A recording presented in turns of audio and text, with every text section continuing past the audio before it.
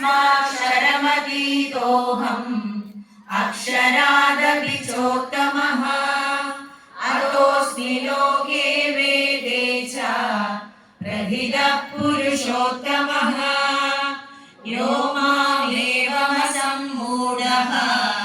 जानाति पुरुषोत्तमम् स सर्वविद् भजति मां सर्वभावेन भारत इति गुह्यतमं शास्त्रम् इदमुक्तं मया नघ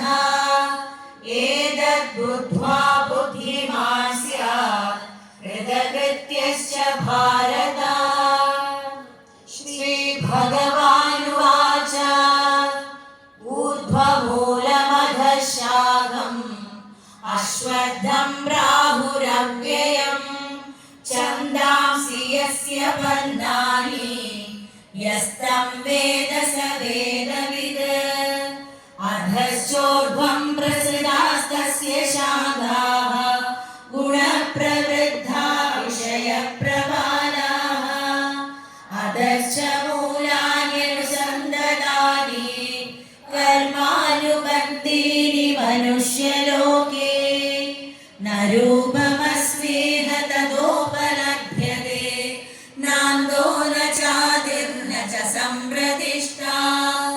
अश्वत्थमेनं सुविरूढमूलम् असङ्गशस्त्रेण दृढेन चित्वा ततः पदं तत्परिमार्गितव्यम् यस्मिन् गता न निवर्तन्ति भूयः तमेव चाद्यं पुरुषं प्रपद्ये यदा प्रवृत्ति प्रसृता पुराणी निर्माणमोहादिदसङ्गदोषाः अध्यात्मनित्या विनिवृत्तकामाः द्वन्द्वैर्विमुक्ताः सुखदुःखसंज्ञैः गच्छन्त्यमूढा पदमव्ययं तद् न तद्भासयते सूर्यः न शशाङ्को न पावकः यद्गत्वा न निवर्तन्ते तद्धाम परमं मम ममैवांशो जीवलोके जीवभूतः सनातनः मनःषष्ठानीन्द्रियाणि प्रकृतिस्थानि कर्षति शरीरं यदवाप्नोति यच्चाप्युत्क्रामतीश्वरः गृहीत्वैतानि संयाति वायुर्गन्धानि वाशयात् श्रोत्रं चक्षुस्पर्शनं च रसनं घ्राणमेव च अधिष्ठाय मनश्चायं विषयानुपसेवते उत्क्रामन्तं स्थितं वापि पुञ्जानं वा गुणान्वितं विमूढानानुपश्यन्ति पश्यन्ति ज्ञानचक्षुषः यदन्धो योगिनश्चैनं पश्यन्त्यात्मन्यवस्थितम् यदन्धोऽप्यकृतात्मानः नैनं पश्यन्त्यचेतसः यदादित्यगतं तेजः जगद्भासयतेऽखिलम् यच्चन्द्रमसि यच्चाग्नौ तत्तेजो विद्धि मामकम् गामाविश्य च भूतानि धारयाम्यहमोजसा उष्णामि चौषधी सर्वाः सोमो भूत्वा रसात्मकः अहं वैश्वानरो भूत्वा प्राणिनां देहमाश्रितः प्राणापानसमायुक्तः पचाम्यन्नं च दुर्विधम्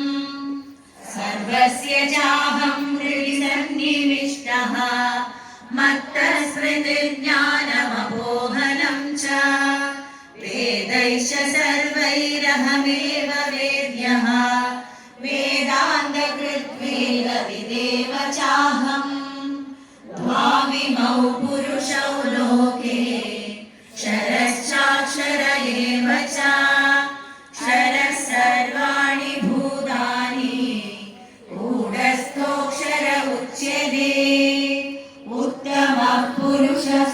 यः परमात्मेत्युदाहृतः यो लोकत्रयमाविश्य बिभर्त्यव्यय ईश्वरः यस्माक्षरमतीतोऽहम् अक्षरादपि चोत्तमः अतोऽस्मि लोके वेदे च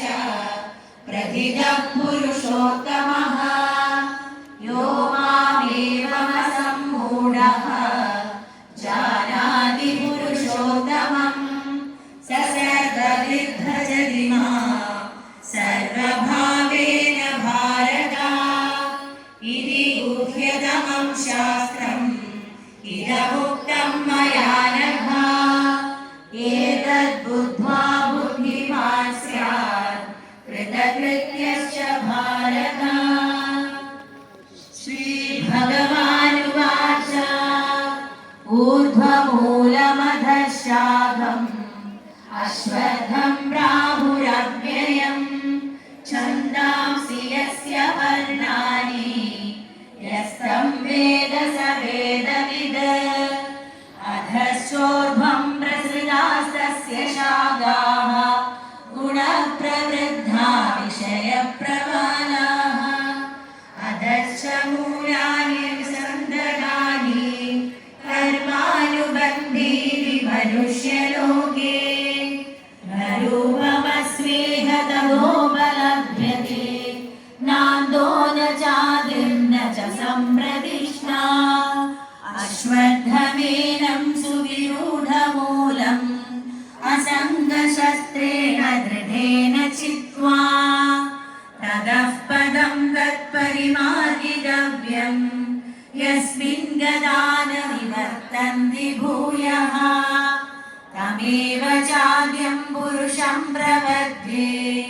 यतः प्रवृत्ति प्रसृता पुराणी निर्माणमोहाजितसङ्गदोषाः अध्यात्मनित्या विनिवृत्तकामाः द्वन्द्वैर्विमुक्ता सुखदुःखसंज्ञैः गच्छन्त्यमूढा पदमव्ययं तद् न तद्भासयते सूर्यः न शशाङ्को न पावकः यद्गत्वा न निवर्तन्ते तद्धाम परमं मम ममैवांशो